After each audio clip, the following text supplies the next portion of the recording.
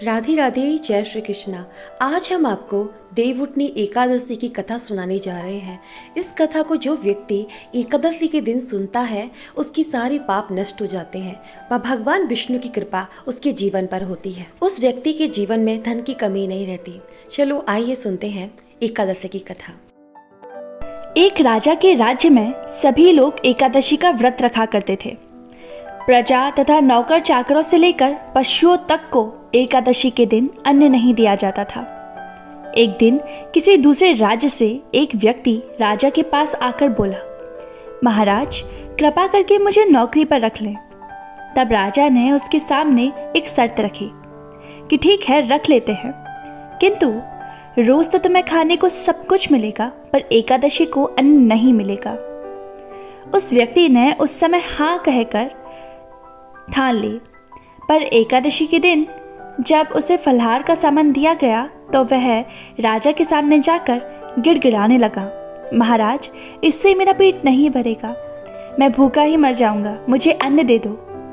राजा ने उसे शर्त की बात याद दिलाई, पर वह अन्न छोड़ने को राजी नहीं हुआ। तब राजा ने उसे आटा, दाल, चावल आदि दिए। वह नित्य की तरह नदी पर पहुंचा, स्नान किया और फिर भोजन पकाने लगा। जब भोजन बन गया तो वह भगवान को बुलाता है। इतना स्वादिष्ट भोजन उसने बनाया था तो उसकी एक आशा थी कि भगवान आकर भोजन करें। वह आवाज लगाने लगा, आओ भगवान, भोजन तैयार है।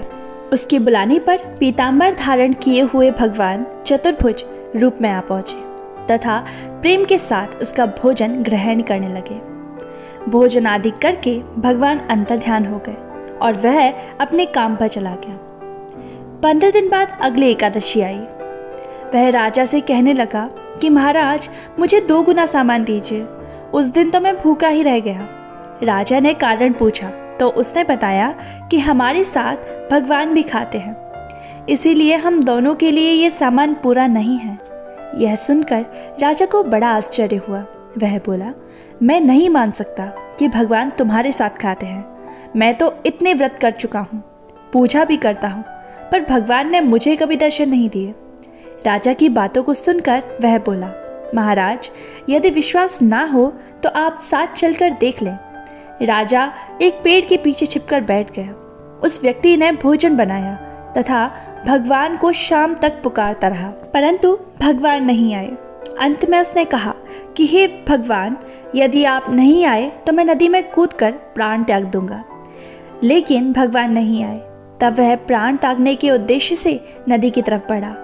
प्राण त्यागने का उसका दृढ़ इरादा जान शीघ्र ही भगवान प्रकट हो गए और उसे रोक लिया और साथ बैठकर भोजन करने लगे। खा पीकर वे उससे अपने विमान में बिठाकर अपने धाम ले गए। ये देख राजा ने सोचा कि व्रत उपवास से तब तक कोई फायदा नहीं होता जब तक मन शुद्ध ना हो। इससे राजा को ज्ञान मिला।